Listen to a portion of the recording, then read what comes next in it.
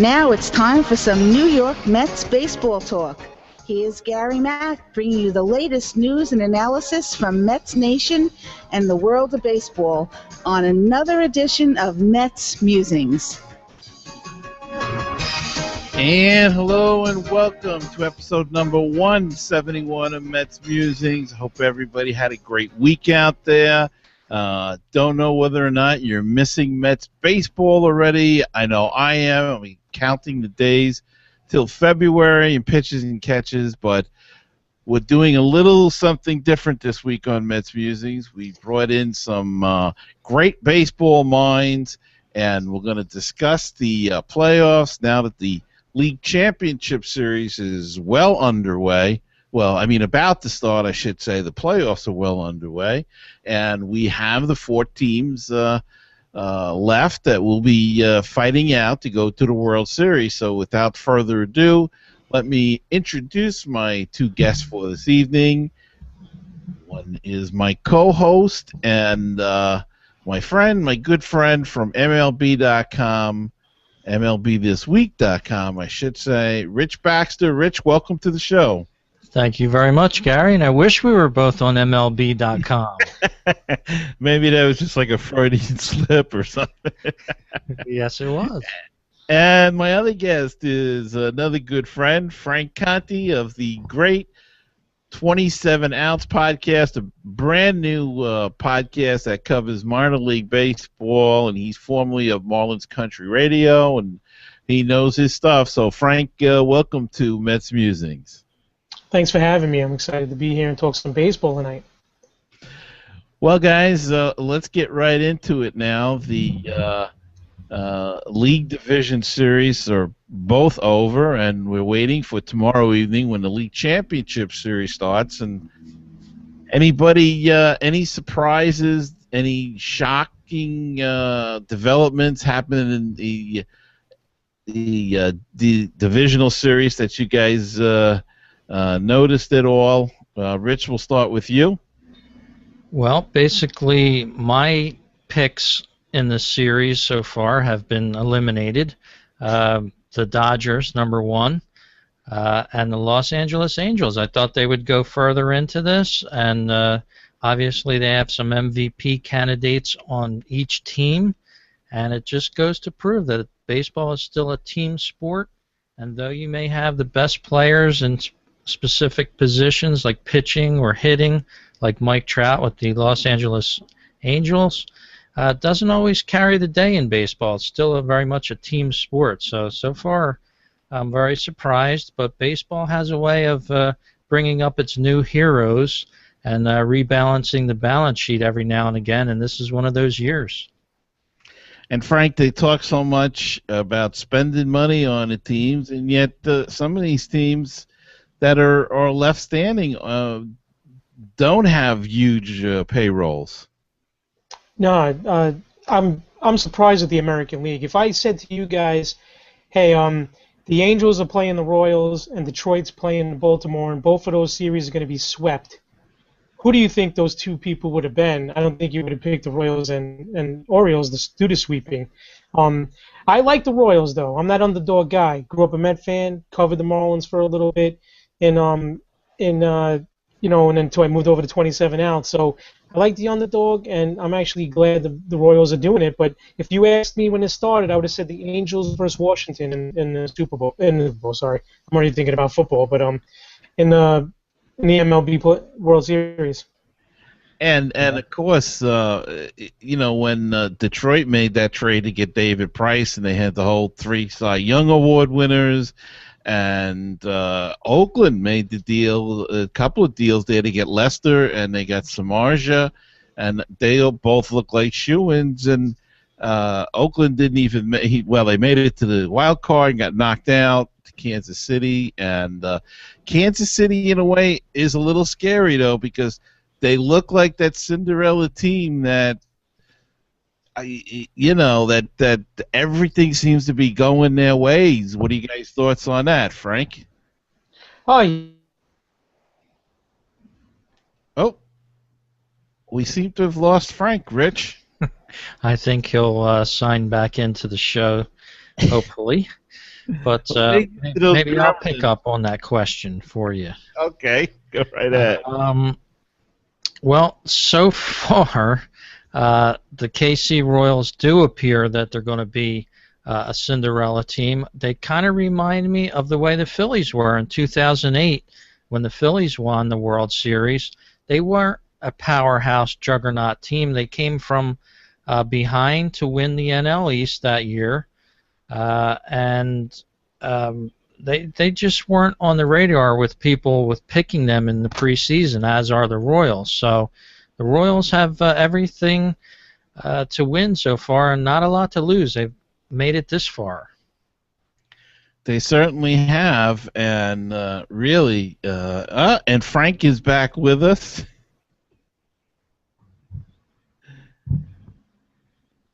We're not hearing you, Frank. I think your mic is muted. Let's see. How about now? Ah, there you go. That's great. Okay.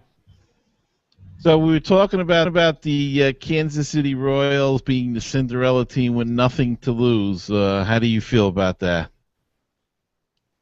I think that they should be the favorite right now. They have a great bullpen, great starting rotation, and like I said, two guys get hot in the lineup in the playoffs, and with all that run together, you could do some damage. You know, Baltimore's a great lineup, but I think Kansas City has more of a complete team with their relieving and starting. I don't like Baltimore starting too much. Mm-hmm. And Kansas City's got speed too. Yeah, I love speed. I think speed's a big part of the game. I used to love the St. Louis Cardinals back when they had Coleman and McGee and all them. I like that type of game, and they're doing it right. Small ball. Most definitely. So, if you guys had to pick now, I think you just said Kansas City, but Rich, what's your feeling? Who do you like, Baltimore, Kansas City? Baltimore's a good team too. They got some good pitching, and they got a great manager there in Buck Showalter. Yes, they do. If I had to pick between them, I would root for the Baltimore Orioles. In fact, I got an email this afternoon out of Las Vegas. Here's some updated odds for the 2014 World Series winner, and they have the Baltimore Orioles as favorites to win so far out in Vegas, 11-5 favorites. The Cardinals are runners-up at 13-5. So there's your favorite right there, the Baltimore Orioles. Amazing. Wow. And it's always sneaky to see those Cardinals. And Rich, you know how I feel about the Cardinals. Not a big fan. Don't know what it is. I can't take the Cardinals. Yeah. There's a mystique about the Cardinals, I think. It's some big institution that seems to always win. So they're sort of like the Yankees of the mid-'90s and late '90s. They were always there, and the Cardinals are turning out to be that so far in the early teens here, 2014, 13, right. 12. They were always there. Yeah, but, they've got an opponent, the San Francisco Giants, that it's an even year, and the Giants won in 2010, 2012, and it seems like the Cardinals and the Giants keep meeting in this LCS every couple of years, and they're swapping titles. So Giants could give them a little bit of a problem here, and they've got some good pitching. Frank, what's your feelings on the National League Championship Series? The Giants are sneaky. I think they're like the Royals a little in this. They find ways to win games, and they don't have the best lineup, I don't think, and they don't have the best guys throughout the lineup, but they find ways to win. But the Cardinals are one of the best organizations, I think, out there. I get to see their minor league guys a lot because I do the show in Jupiter a lot, and they share it with the Marlins, and they just have a great organization. I mean, I can't see them not being in the playoffs for the longest. They run it great. They got good things going on over there. They got a lot of leaders. They got good pitching, good relieving. I think they're going to be the team that makes it over there over the Giants. Edge them out a little. And, it's true what you say, because the last couple of years they had pitchers with some major injuries, and they just pull up a guy from AAA and plug him in, and he goes out and wins 10 games. And and then performs good in pressure. So that's a whole organizational thing, a whole organizational feeling, right down to the short season teams, or what is it about them? Well, when I talk to their scouts when I'm over there and I'm in the booth with them, and even the other scouts that come and just watch their players, I mean, they all know the organizations run very well. They know that they have product down there, product in the majors. They don't go out and spend too much money. They'll go out and get a situational guy here and there, even if they have to pay him a little bit. Mm-hmm. And that's how it is. I mean, they have guys like Nick Martini in the minors. They got, they have a ton of guys that are waiting.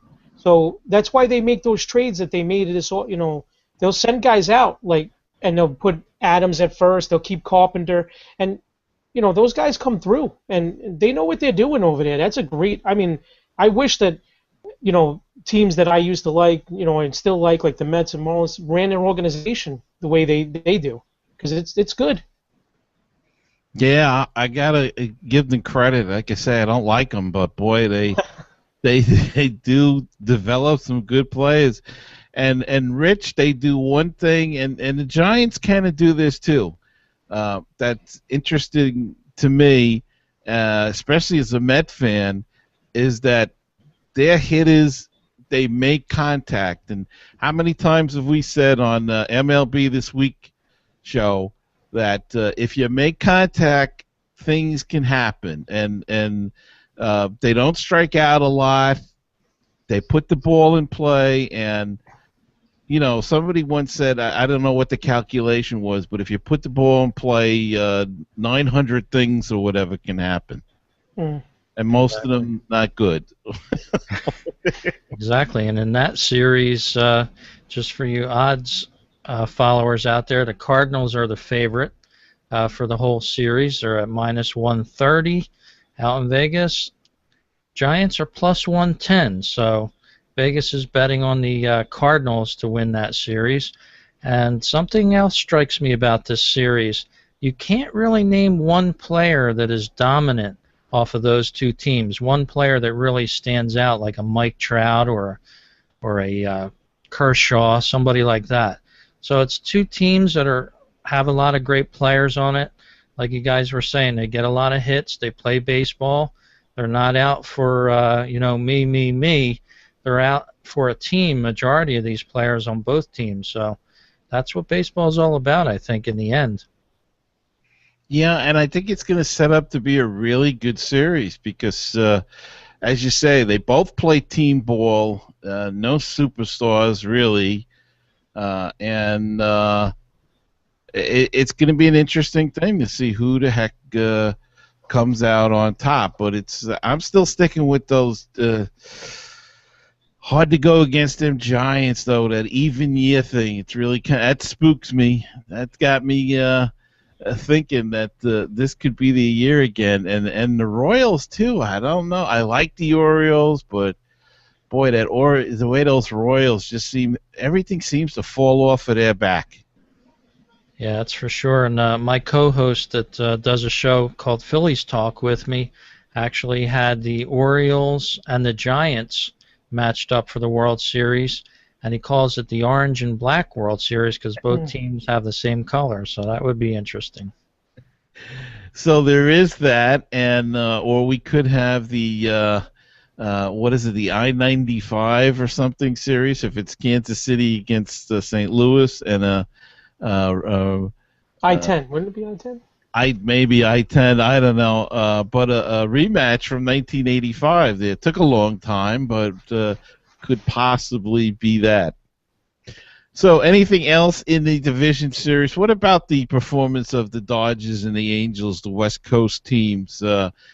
Disappointing, to say the least, that they couldn't get anything going at all, and Kershaw gets gives up 10 runs in a game, and just a mess. And where are the Dodgers at this point? Anybody want to jump in on that one? Yeah. Go ahead, Frank. Yeah, they spent a lot of money, and they got good players. I mean, look at first base with they have great players there. They have shortstop. They got third. They got Puig. They got a ton of money invested in that team. I don't know where they're going to dump these salaries and how they're going to bring in new blood. So they're stuck with this team. It's a good team, but they didn't win in the playoffs, but that's where it counts. But, I mean, where are you going to bring someone else new in without dumping these big salaries? Now, a couple of guys are that good that you might be able to dump the salary to a team like Boston or the Yankees that are going to be desperate next year. But besides that, I don't know. I think they're stuck with this team. It's not a bad team to be stuck with, but I think they're stuck with what they got, and hopefully they can take it to the next level next year.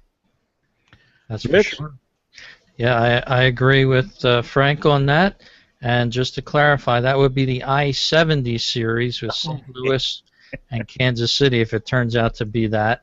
That would be interesting. But to get back to the Dodgers, maybe they suffered a little bit of what the Yankees have gone through over the years. They can't buy a championship, and I kind of think it's good that the Dodgers got put back in their place because you don't want to see a team go out and spend that much money, number one. And number two, it just proves that you can't buy a championship in the National League or American League or any league for that matter. We saw the Phillies try it. The Yankees have tried it over the years. Now the Dodgers have had a chance, and it's just not about that, I don't think. It's more players that get together and play good as a team. Yeah, I think that whole buying the free agents, and I think that it's evolved away from that in the game of baseball, and I think we've gotten back to the farm systems again. And then when they do develop a good player, they try to sign them so they have control over them, and by the time they become a free agent, they're in their 30s, 31, 32, and on somewhat of a downhill trend. And I think that's where baseball is going right now, and I think that's why some of those teams, as you just said, both of you guys, like the Dodgers, could be in trouble, even though they do have a lot of good players. But if you can't move them, do they get old at the same time? And then you have what the Yankees had. I mean, the Yankees had big problems this year.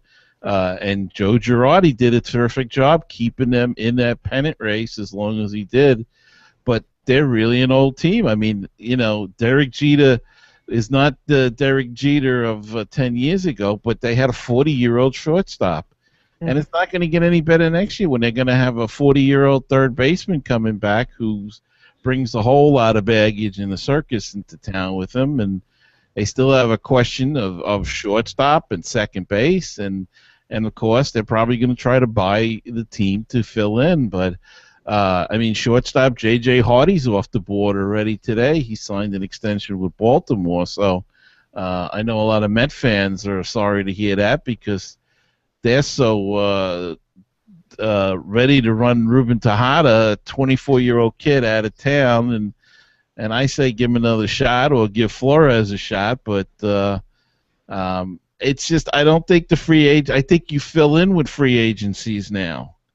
I don't think you can do it with the big stars like they used to years ago. Frank, you shaking your head, yes or? Yeah, no, I agree. I totally agree. The Yankees are going to be in trouble for a while because you notice all the top players are re-signing up with their teams. They're not going to free agency, it seems like. So the Yankees ain't going to be able to come in there and say, here, we have a bag of money, let's bring you in. People are going to grow their organization, and their top players are going to stay, and the Yankees are done. They don't have anybody in their organization.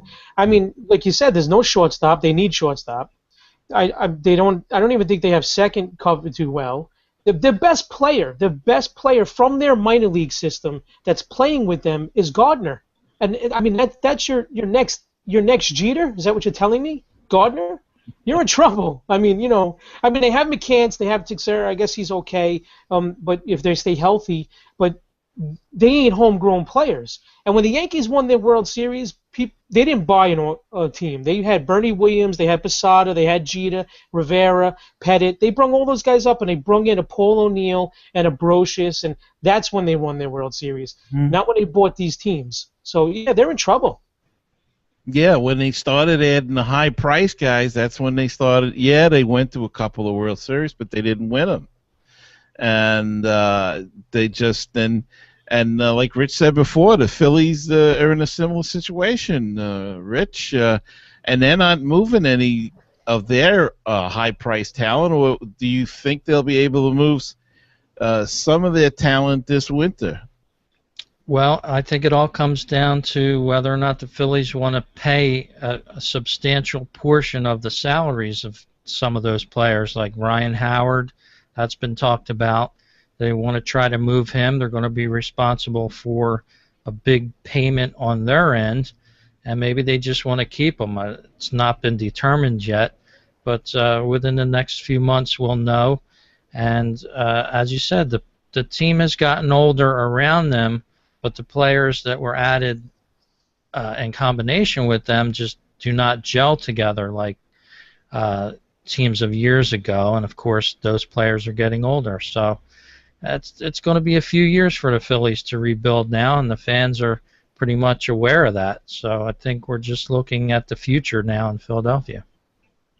And you know, the sad part of winning, if you can say that there's a sad part of winning, but in sports nowadays is when you win, you draft low, and you can't keep getting that unless somehow, like you were saying before, Frank, about the St. Louis, where they seem to move players and keep trading and bringing in prospects all the time, and yet it doesn't hurt their system. And look, the Atlanta Braves did it for a number of years too, and now it's kind of wearing on them because they've been winning all of this time. But that's the bad part of winning.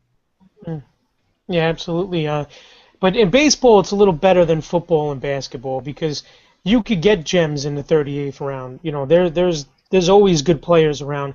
There's a player over here that plays with the Marlins, and in one more year he's going to be playing first base for them. His name is Sergei Rosa. He won the MVP for their championship for the Suns, and he was a 38th round pick. He got cut from his baseball team in over there in Washington Heights twice in Manhattan, and he's going to be a first baseman in the MLB. I mean, so there's guys that you could find if you know what you're doing and what you're looking for. So the baseball draft's a little different if you're winning, if you have good people around you that know how to draft and know what you're looking for. I think it's a little different than any other sport, and that's what makes it great. I mean, there's 180 minor league teams counting rookie ball, and there's some great players out there. I mean, I got to cover a lot of them, and I talked to a lot of them, and I'm excited about what's coming up through the systems, everybody's system. And with the Phillies, with Rich, you guys are almost away from those contracts, unlike the Yankees. They still got a lot long-term contracts than the Phillies do, and you guys could recycle now and things like that. So you guys are, that division, the Nationals, the Mets, the Marlins, the Phillies, I mean, that division is going to be one of the best divisions of baseball in the next 2 years, I think. Yeah, and then you have the Braves as well. They're always lurking around somewhere. Yeah. And one of my stories that I researched for this show, for Gary's listeners, of course, Game 1 of the NLCS will be on Saturday night.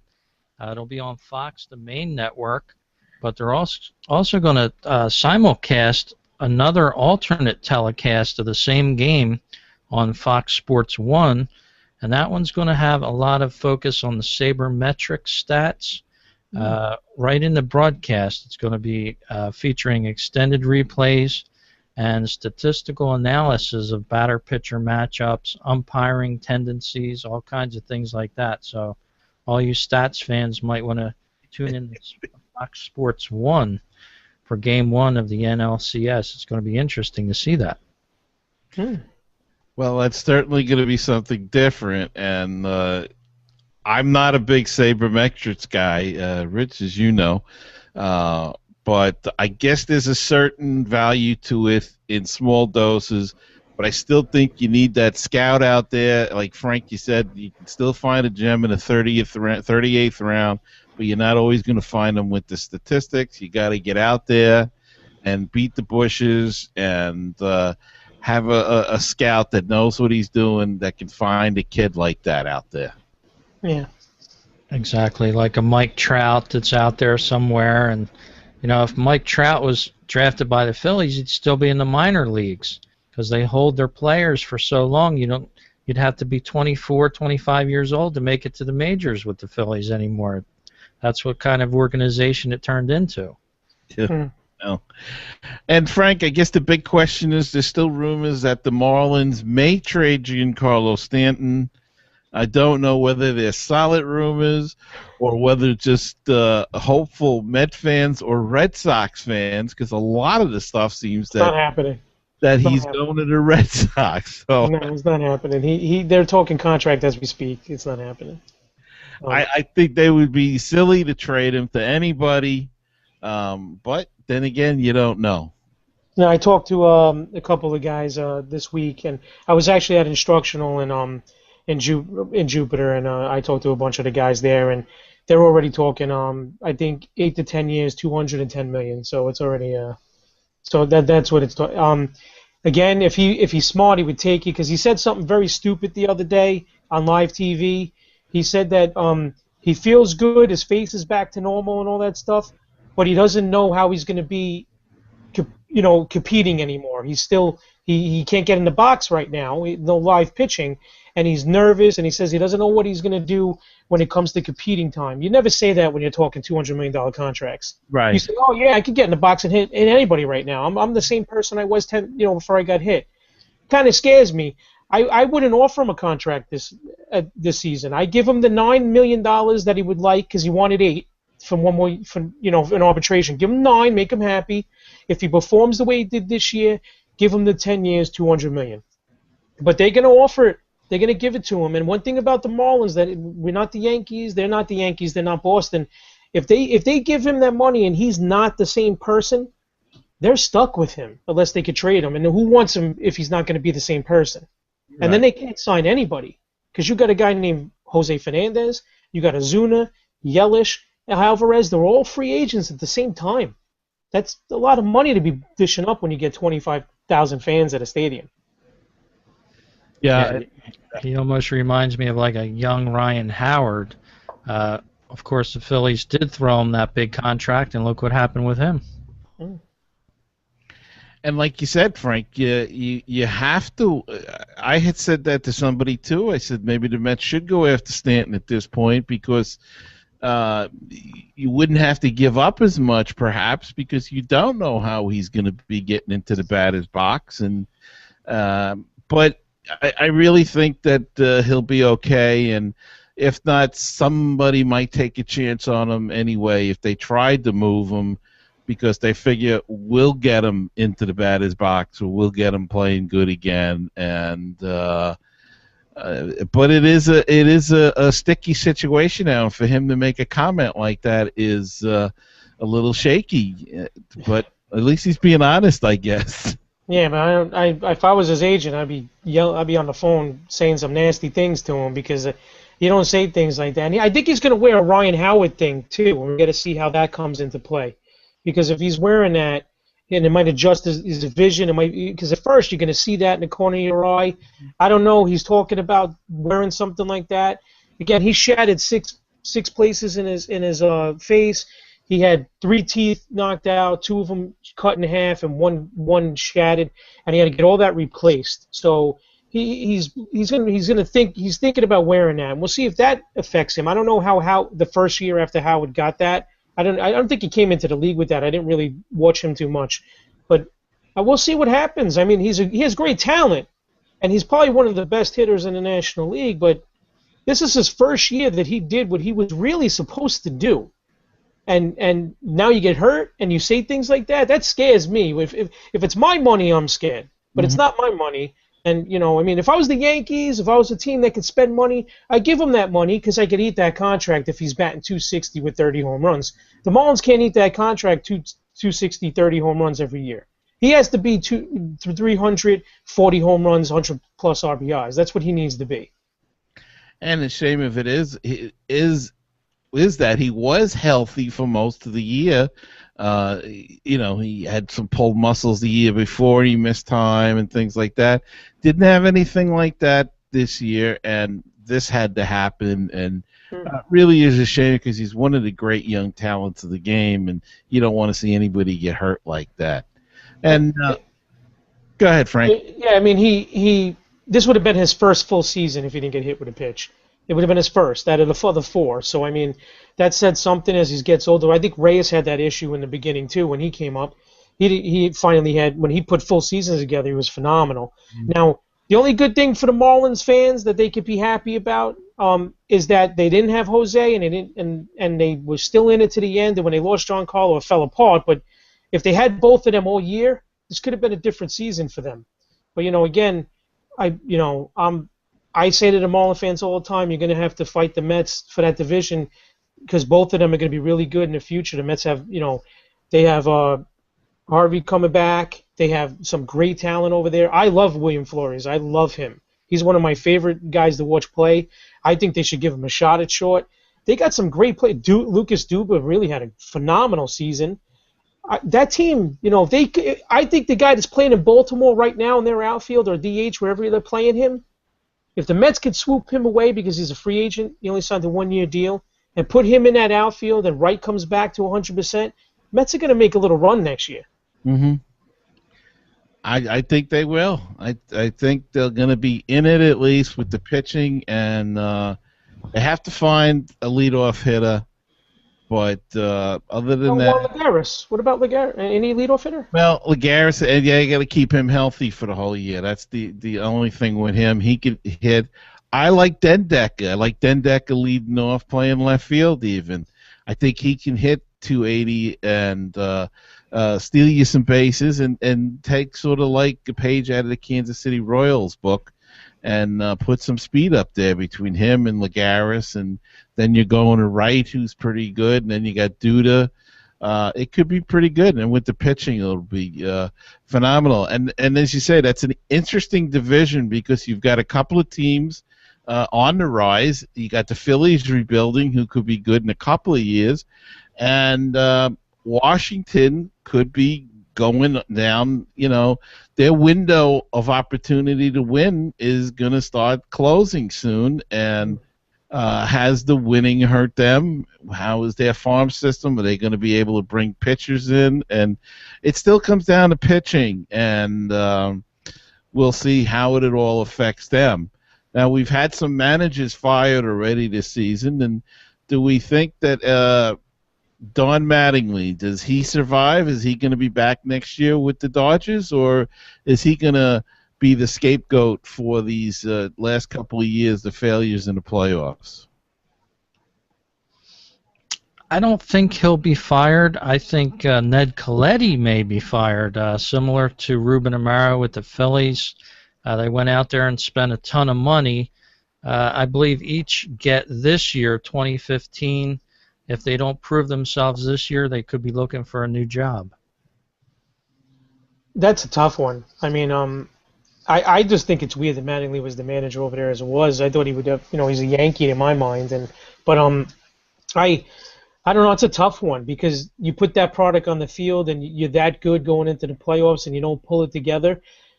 That's a new ownership there. I don't know. That's a tough one. I mean, I wouldn't be surprised if he is, and I wouldn't be surprised if he stays.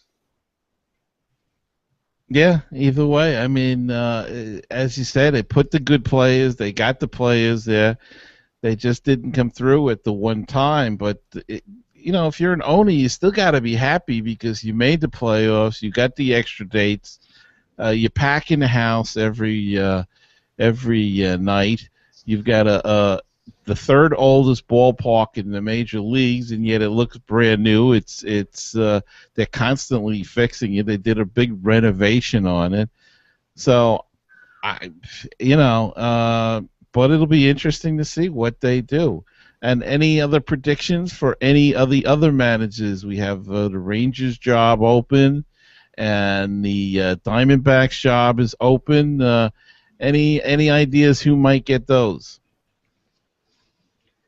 Well, as we get a little older, Gary, a lot of these players that we grew up watching are now becoming managers. So that's pretty exciting for me to see. A lot of the players like Mattingly and different other managers that are younger are getting their chance to manage the game now. Pretty interesting how these players morph themselves right into the top spots on the managerial front. Yeah, I like seeing them go to the players, the old catchers and guys that know the game, and even some catchers that weren't even the greatest catchers. I just like seeing that. And I think they're gonna go that route. I think it's gonna be guys that used to play. They're gonna be coaching those two teams. I don't think they're gonna go into that area of trying to bring an older manager in. Well, we've had a couple of first-year managers make the playoffs this year. Brad Osmus with the Tigers, and Matt Williams with the Nationals, and of course, if you're going to get hired for a job, and somebody says, "Well, here's the Tigers with 2 Cy Young Award winners at the time," and you're going to jump at that job, I would think, rather than the Houston Astros job. But of course, if you want to get your feet wet and get your experience, you got to start sometimes with the Astros and a team like the Astros, and yet they look like they're going to be a pretty decent team too. As that American League West is going to start getting a shake up with the Angels are going to be good again, and the A's they could be good or they could start to turn, and of course Texas has hit rock bottom, so. Houston's building something out there. The A's the A's they Billy Beane always pulls something out of his hat, but I can't believe that they went out. I mean, the Boston Red Sox duped them because they're going to bring Lester back. Lester's going to be a Boston Red Sox. They know what they did. They said to Lester, "Hey, we're going to send you to Oakland. You're going to be in the playoffs, and then you're going to come back and play with us next year and be in the playoffs then because we're not good right now." And they got Cespedes, and they're going to bring back him. They're going to also bring back the other kid. What's his name? They sent to Baltimore. They both said they will go back. Miller, Andrew Miller. Yeah, so I mean, they're going to bring those guys back. They're going to make a run at Shields. They're going to, they're going to do that stuff, and that team's going to be right back up in that division, maybe even win it next year. And they duped it. They got players from these guys, and they're going to bring them back. And the A's made a real big mistake. They made that trade, and they couldn't hit no more. And it just, I don't know. I think he should be fired for making that trade. I really do. But he always finds a way to bounce back. That guy, he's like the Braves. That team. I'm done with them. They're always there, like a gnat at a barbecue, always bothering you. It's like. Yeah, he buys low and tries to get the most out of a team that he can. Well, the Phillies always have Ryan Howard they'd want to send out there to Oakland, and we wouldn't mind sending the Papelbon over to Red Sox again. So. Who knows what'll happen? Ryan Howard to Oakland, though, was really not that bad a deal because he could play half his games at first and DH half the games, and the change of scenery might be good for him. I think we got a deal going there, Rich. Yeah. Let's make the call, Gary. We'll broker the deal. What about Jimmy Rollins to the Yankees or something like that? You think they'll ship him out? They need a shortstop. I think Rollins has one more year on his contract with the Phillies, but you never know. He was on the mention for the Phillies wanting to find a new team for him. So you think they'd trade him to the Mets? You think if the Mets wanted him, the Mets want a shortstop for some reason? I don't know. The Mets and the Phillies haven't had a good trade in years, so I was just thinking about that the other day. That years ago they used to trade between one another pretty thoroughly. Tug McGraw. We got from the Mets. That terrible trade. Greg Jeffries for once. Well, that was terrible. There was a lot of great trades between the Phillies and the Mets, so I wouldn't mind to see it. I think it would be apropos to have Rollins go there. Oh, my gosh. Him in a Met uniform. That would be... I don't know what that would bring about. Well, I think with the playoffs, with the Royals and Orioles and stuff, and even the Pirates, they got back to the playoffs. I think this is good for baseball, bringing those teams back. All those teams been around forever. They haven't been winning, and I like to see the Cubs get back in it. All that stuff is good for baseball. I'm tired of the Cardinals, the Giants, the Angels, the Red Sox, the Yankees. Let them take a back seat. Let these new guys come up. It's going to be fun seeing. And this is I don't know about you guys. Maybe it's just because I've been doing minor league for so long. this has been the best playoffs I've seen in the last 4 years, I think. The game is phenomenal. Yeah, it was. The games were. I mean, that 18-inning game with the Nationals. That was some game going back and forth, and yeah, there has been a lot of good close games. It was an interesting series, though. It's funny. It was close, and there was some interesting games, and yet some of them were like. I mean, we had two sweeps, so it just.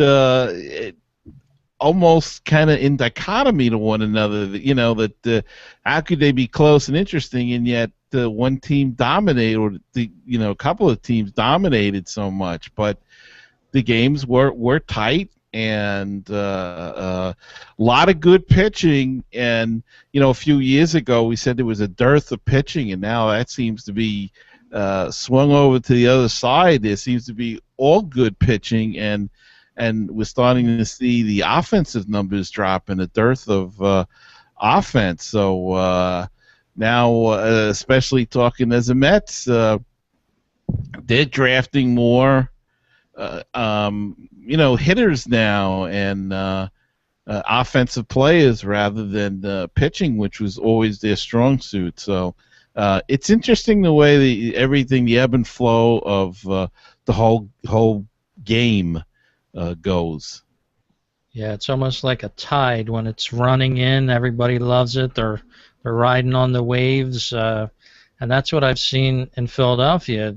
Fans that were never there were there when they were winning, and now they're drifting off, and the stadium's getting less full. And that's what happens when you get some of these Kansas City teams. They've probably had a lot of empty seats over the years. Now they're going to have full seats for a few years. So it's a good time for baseball, and it's a good changing of the guard. The Yankees aren't there, the Phillies aren't there, teams that have been pretty big in the past aren't there, and some of these new teams are coming up. The Orioles, they've been in a drought over the years.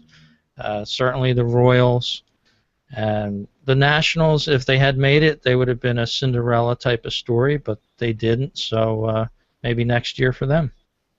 Yeah, the Nationals are starting to be like the Braves. They have these good seasons, and they can't win a World Series. I mean, they're like, I could see that team winning the division every year and not winning a World Series. They just falter. They're like the Braves back when they won 14 in a row and won one World Series there.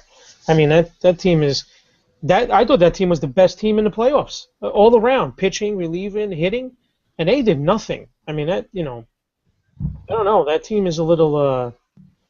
They're weird to me. I don't know. Yeah. And the funny thing about the playoffs is it's just how good you are in a 5-game series. You could be in a slump. Doesn't mean you're the worst team. You may lose the series. You were probably the better team, but for that particular series, you just didn't have it together. And that's the baseball playoffs. If you don't have it together, you're not going to move ahead, and it's just that 1 5-game series most of the time. And if you don't do well, you're just out. Now, go ahead, Frank. Now, Rich, me and Gary are taking KC. You're taking Baltimore. But if I asked you, in your heart, not who you think is going to win, but in your heart, are you still going to take Baltimore over Kansas City, or would you rather see Kansas City win? Well, I'm not too knowledgeable on Kansas City. I haven't followed them too much at all during this season, and geographically where I live is closer to Baltimore, so I'm drawn more to the Orioles. I used to go down there in '99 when Cal Ripken was still with the Orioles, and when they had a great team back then, and that's what formulates my decision on it. I'm sort of drawn to them geographically more than an underdog type of rooter with the Royals. All right, because if you ask me, if I had to put money on it, I might lean towards Baltimore, but I want Kansas City to win. That's why I'm picking them. So I was just wondering if it's the same thing with you. If you were just picking them because you feel that they're going to win, or if it's I really feel that they're going to win down deep, but yeah, majority of my reason for it is they're somewhat local to me, and I've been down there to Camden Yards a couple times, and it's a great baseball town, and I'm happy that the Orioles are back doing well. Yeah, it's a great baseball city, and it's nice to see a resurgence of the team down there and that's a great facility. So they have everything going for them, and it was sorry to see them when they had half crowds, half. Mm. Yeah, they really fell apart down there for a while. Yeah, yeah. Well, Kauffman Stadium is beautiful. I mean, I've been there many times, and their outfield is made for kids. Everything's free out there. You could hit in a there's a stadium. There's like a little field out there in center field that looks just like Kauffman, but it's small, and the kids could hit all day there and run the bases, and then they have like this little thing where there's a light, and you could pick what player you want to run against, like Kane or Butler or whatever, and you can race the light, and they run the same speed as that player and to see how you get to the end. And they have a water park out there, and it's a great, great, great stadium. And they always do very well with fans, but I bet now it's even way better. But that's a great stadium. One of the best I've been at. And for years they had such a good team, and really, and that's another place that that's got a little mileage on it now, that stadium, but they seem to keep it up, and it's they don't seem to be wanting to move to a newer facility, but Anaheim's another one where they kept that's got some mileage on it too. But if you keep up with these things and keep repairing and inventing different things, that the people will keep coming back. All right. Well, this has been a great great show, and but before we go, we have to pick a World Series winner. So, who do we like in the World Series? Rich, I'm going to put you on the spot first. Who do you think will win the World Series? Let's see. I need some music for this, some Jeopardy music. That's a tough question. If I had to lean towards one team, I would have to pick Baltimore. I just have a feeling about this, and so I would have to say Baltimore. All right, and Frank? I think Baltimore has the best hitting lineup in the playoffs right now. I think St. Louis is very tough to go against because they're a complete team all around from the office down. But I like those. I want the Royals to take this, man. If with all my heart, I want the Royals to take this, and I'm going to lean towards him. My best friend in New York, he never left New York. He never been to Kansas until only when I was there. But he loved the Royals growing up. I'm going to stick with him. I'm going to go with the Royals. Okay, and I don't know who the heck I'm just gonna say I like that even year thing. I'm gonna go with the Giants. What the heck? I'm a National League guy, and my mother was a big New York Giant fan before they moved out to the coast. So in deference to her, I'm gonna stick with the Giants and say somehow the San Francisco Giants are gonna win the World Series and be champions once again, and then we'll just have to wait for them until 2016. So we won't have to worry about them next year because it's an odd year. Well, I want to thank both of you for being on the show tonight. And Frank, anything you want to plug, now's the time to do it. Well, before I do that, I just want to say the best thing the Mets did this year was make Jerry Mejia a closer. That's the best thing they did this year. I always thought he would be a phenomenal closer, and I'm glad they did that. But no, I just if you want to listen to minor league baseball and you want to meet the players and call in and talk to them, we have two players. Oh, You can go again. Okay, you froze a little bit there, Frank. So. Oh, I was just saying if you want to listen to minor league baseball and you want to talk to players that are coming up through the system, because you could call in and talk to them on the show. From now all the way to April, we have two players on every show. Actually, Saturday we got a Phillies prospect and also a Marlins prospect, and then on Monday we have a Braves prospect. So if you guys want to talk with them, you just call in and ask them any questions you want, and you could that's 27 Ounce Podcast. You could go to our website, 27ounce.com. Everything's there. Click whatever you want to listen to on there. Okay, and Rich, it's your turn.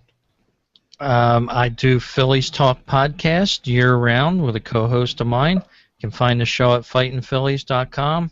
You can also find a lot of great shows, including Frank's and Mets Musings with Gary, Phillies Talk, and a whole bunch of others at baseballtalkradio.com or baseballpodcasts.net. It's one and the same site. Fun site where you can listen to a lot of great baseball talk year round. Hope to see you there. And, of course, you can find me at MetsMusings.com or iTunes or BaseballTalkRadio.com, as Rich said. And I'm going to be back probably next week as the playoffs are still going, and then we'll work the schedule out as we go along for the rest of the year. So once again, thank you guys for being on the show. And to all the Met fans out there, keep the faith, stay optimistic, and let's go Mets.